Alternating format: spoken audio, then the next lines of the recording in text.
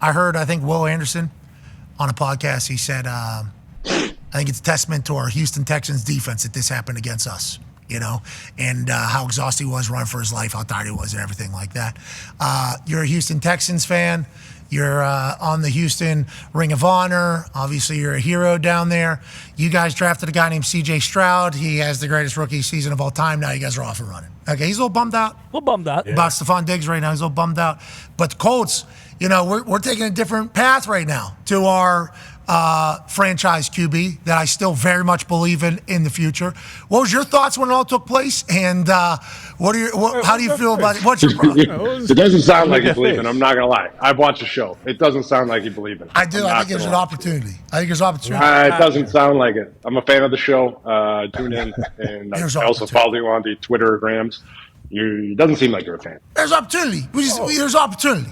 His comments just now were not great. He had an opportunity there to kind of. I got a question about Pat. You would know better than anybody inside the Colts building. Everybody does. Obviously, I have respect for everybody in the NFL. But before every press conference, whether it's after the game, especially with the quarterback, or it's during the week, especially after what happened on Sunday, speaking about everything, the PR people say, "Hey, these are some of the questions they might ask. These are how you might handle those questions. Yeah. This would be our suggestion." Do they have that person? Yeah, Jage. Yeah, we got a PR guy. Okay, he's good. He's kind of a fool, but no, he's good. Doesn't sound that good. He's good. I'm just wondering, man, because the quarterback, you just said it. The quarterback is the face of the team. It's your franchise. It's everything. Sunday, clearly after the game, he said he was tired. I personally respect him being honest about it. Okay. I've never seen a situation ever where a quarterback tapped out for being tired, but I personally respect that he was like, I'm not going to lie about it. I'm just going to do it. I think he should have lied about it. I do think that he should have. But 2 days later or 3 days later, I do think between then and now, the PR person should have a conversation right before he steps out, and especially after he's been benched, and say like, hey, this is a tough situation. This is what they're going to ask you. Don't say that the coach didn't tell you why you're being benched. Like you gotta. They probably have though, Jay. Don't you think they probably have? Or they at least said like, hey, have a plan if they ask you this question. Like, have something in mind. I would imagine. Definitely. For sure. Definitely have. But they can't speak for him. They're not speaking for him. Well, it's PR guy. I don't know. Watch it. I just don't guy. You know him. He's Good a good questions. dude. That's asking the questions. Exactly. Fair question. I do know him. What's your guys' deal? You don't like Conte? Conte's good man. He is a good guy. I'm a big fan But- of Chris. Conte 1,000% did what you said that I everybody don't else doubt does. that. I know they have a tough job. They're literally trying to get all of us. I mean, young guys, 22, 23, 24-year-old guys. They're like, hey, this is going to go to the whole world, man. Maybe think a second before you answer. And then you're a 22, 23-year-old guy, and you're like, yeah, I don't feel like it. And then you just go out there and you just say some stuff. And then they have to deal with all the backlash, and then they have idiots like me coming on saying, hey, don't you do your job? Chad, you're not an idiot. Yeah, every now and then I am. I was an idiot when I was trying to figure out if 1 foot twice counted as 2 feet on Monday night. I felt like a real idiot there. We all were. We were all real idiots, too. Just kind of put a whole bow on this. Here's my question on the Colts situation. Do you think the Colts are a Super Bowl team this year? Do you think they can win the Super Bowl this year? You tell me. What do you think, Jage? I personally don't. I think they're a very good team. I do think Flacco gives them the better chance to win games right now. I don't think they're a Super Bowl winning team this year. And for me, if you were going to go that route, then you have to move to Flacco earlier than this. That's my opinion. Because right now, I think the only way you go to Flacco today is if you truly believe you can win the Super Bowl this year.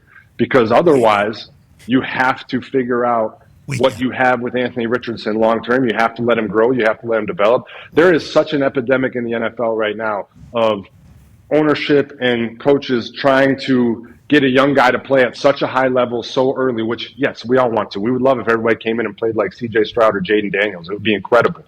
But we're churning through these young guys so fast. If you are in a situation where you are rebuilding an organization or you're drafting a young quarterback to build around, you better understand what situation you're in. You better understand that might not be Super Bowl in year 1 or year 2, but that guy could develop longer term. You look at Josh Allen's beginning of his career. He didn't exactly start out great, but you develop over time, you grow. Some of these guys need a little bit of time to step in and grow and learn and have growing pains. We expect everybody to be great right now. We expect instant gratification today. And that's just not the fact. You judge me off my first 10, 11 games in the NFL, I should have been benched. I should not be in the league. If I was a quarterback playing the way I played, I never would have made it to where I am because somebody would have benched me because I wasn't playing good enough.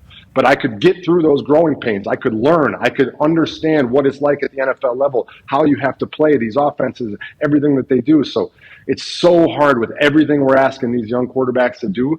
And then when they don't do it within their first 4, 5, 6 weeks, we're like, nah, move on, next one. And then you look at Bryce Young's situation, you take him out, and then Andy Dalton gets hurt. Now he's got to go back in and try and figure it out.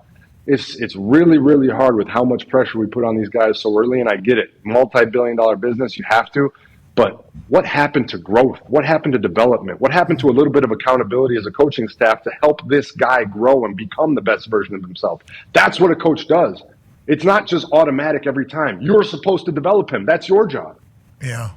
What happens if they know, though, not a guy? You think you know 100% sure after 9 games in the NFL? I'm not saying this. I'm not saying Anthony. We're talking about the whole situation. Yeah, I'm not everybody. talking about Anthony Richardson. I'm just talking about what happens if they know, and what if they're wrong? I guess is certainly a thing. But what if they that's the other side of it?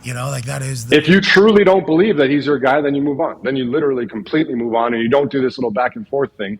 You move on, and you are moved on. Because now at some point they're going to put him back in. I mean, whether it's this year, whether it's next year. I mean, Joe Flacco, great quarterback. He is clearly not the Colts' long-term plan.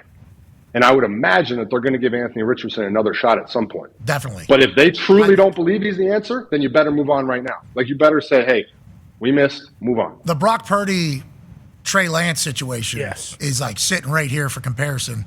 Just like the Josh Allen, Anthony Richardson stats are potentially comparison, but these are vastly different situations, just context of it all. I think Anthony missing last year as much as he did, and I don't know if he even was I don't know. He got injured, surgery, big-time surgery, season-ending surgery. How much is he around? I don't even know if he got to do any of his rookie year. So then if they're viewing this year as his actual rookie year, having a vet play and watching if during your rookie year might work for Drake and Jacoby potentially, work for Patrick, obviously with Alex Smith in the past, the Jordan Love, all these things. There's situations of it. It just all depends on whether or not he works out or not. But you're right. I agree with what you're saying, though. I think we do need to give young guys opportunity, but man, it's tough, I think, if you're a coach. I just believe you have to have a plan as an organization going in. If you're one of these organizations drafting a rookie quarterback, you have to say before that draft, okay, if we draft this guy in the top 5, we are giving him X amount of games. We're giving him a year and a half. We're giving him 2 years. However long you're going to give him that. Don't have him come in and then just because he's not playing the way that you want to play in the first 4 or 5 games, be like, we got to figure it out. You need to know before you do that, we have the team to be a Super Bowl team. So if this guy doesn't do it, we're going to move on to our backup quickly. Or we're going to let this guy develop. This middle ground wishy-washy shit sucks. You think Joe Flacco beats the Texans the other day? I mean, it was definitely that game was we won that game. But I mean, you look at the end of the first half alone, that end of the first half with the pick and then the touchdown. That alone could have changed it. I'm not even saying Flacco or not Flacco. That game was a much touchier game. Yeah, and then we're number 1 in the AFC South. We beat you guys. So it's can you win a Super Bowl? Can we get a home playoff game that we haven't had in a long time? Can we win a division? I think so. Injuries to the Texans. With how Houston's playing, with what Jacksonville. So picking and choosing when you're going to win, when an opportunity is sitting right in front of us that we can win, is a whole nother added element behind it all. And Jage, I know you. Hey, let the guy at the Indianapolis Colts, let him.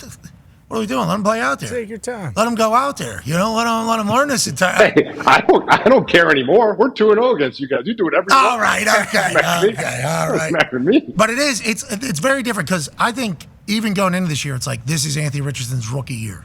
That's how it is. Last year, I think we got a chance to see what it could be, but he didn't play enough football, and he didn't make it from one week to the next without something happening, and it was electrifying every time. So this year was basically his rookie year. There's been plenty of times whenever your rookie year, you have somebody else play. And if that person can lead you to a playoff like Alex Smith did with the Chiefs, secured a home playoff game with the Chiefs and did that entire thing, and then he move on to the next one, as long as, everybody's on board, and as long as everybody's doing everything right behind the scenes too, it's being out of shape week 8. which we don't see any. That's what we don't get to see any of that. That's why the coaches and GMs, they know way more than we do. They know like day to day what it looks like. I guess I'm sure that has to have a huge impact on this. Yes, amen. But yeah, I mean the tap out was tough. Like that's just a tough. I mean, Lamar Jackson runs all over the field every single week, takes all sorts of hits and everything. Like maybe I'm forgetting a time. I've never. But this right here is electrifying. That right there. It's awesome. Yeah. And that's where the hope is. You know what I mean? That's like the crazy part right there is he had a perfect excuse if he wanted to. He took a hit to the knee right there. You just stay down for a couple extra seconds. Sell it. You like sell it too. Sell it. Limp a little bit and then. And even if you go to the sideline for a play, because the knee, it was 3rd and goal at the 20. Even if you go, just need you to do one of these. Then wave the trainer off. Check it out real quick. I'm good. Yes, man. There's so many different tactics. Once again, learning lesson. This is all a learning lesson, hopefully, going forward. And then all of a sudden, we'll see who the kings of the AFC South are for the next 10, 20, 30 years. That's right. You know, with the way in modern That's where after the game, somebody's got to be like, hey, if they ask you, I just, took that hit to the knee. Just had to check it out. They reported you're out of breath. Definitely say you were at the stage because you landed weird, but also... Right to the knee. You came right back in, remember, right afterwards. Tough son of a bitch. Right back in. You bounced right up. Wants to win. You know, that's all good things.